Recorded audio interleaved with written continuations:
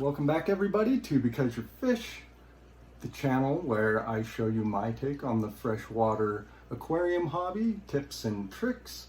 My name's Seth. If you like what you see, please don't forget to like and subscribe. Today I wanted to talk to you about Sparkling Gourami.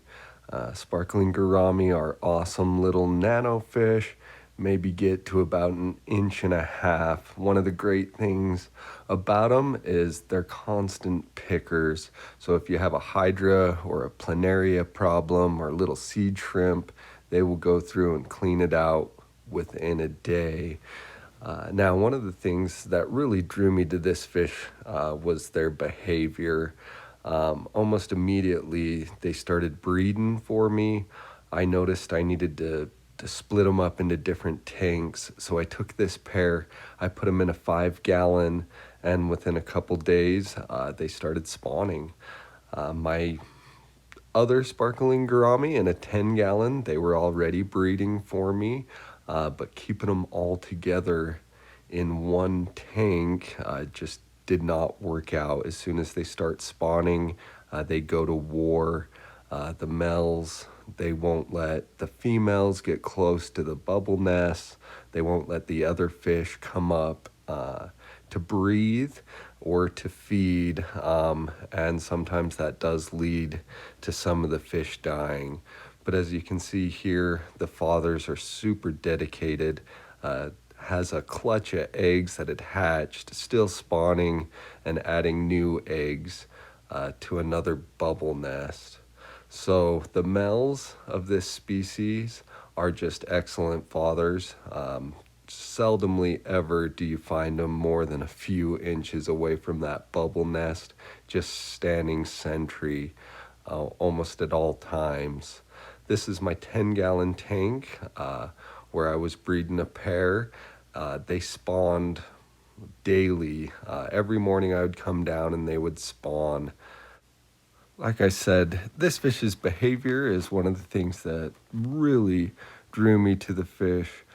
Just watching the male take care of its young like it does.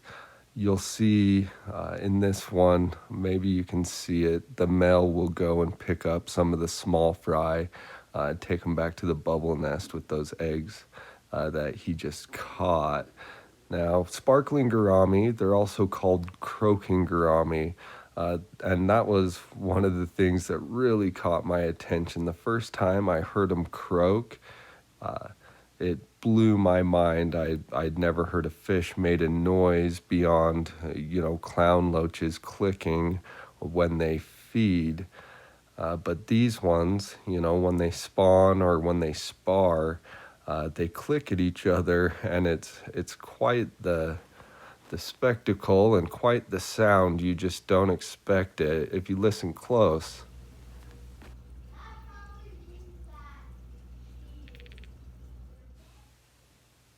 And one more time, in case you missed it, just because it is really cool.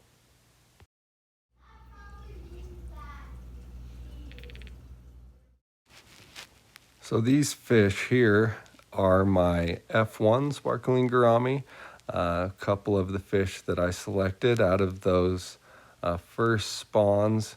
They're just juveniles, but you can see their fins are already bright red and beautiful. Excellent little fish. Now, these fry here, these are my F2 Sparkling Gourami. I bred the F1s back to the wild caught, and these are the ones that I do have left that I'm growing out. You do have to start them on really small food, green water, infusoria, and then after a week or so, they can start going to the vinegar ills or the micro worms, and then eventually the baby brine. You can see their bellies are pretty orange because they pack up on that baby brine. A couple different sized fry there.